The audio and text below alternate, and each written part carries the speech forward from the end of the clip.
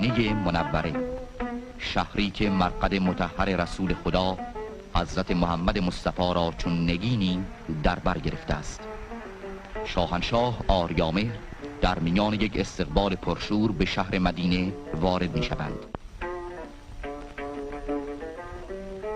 مسجد النبی مورد بازدید شاهنشاه قرار می گیرد.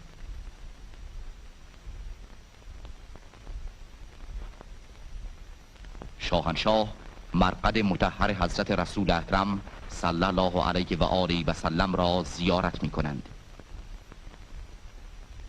مدینه منوره پناهگاه پیغمبر اکرم از ستم دشمنان بود و هم در این شهر بود که رسول خدا دیده از جهان فرو بست و امروز مرقد مبارکش زیارتگاه مسلمانان جهان است.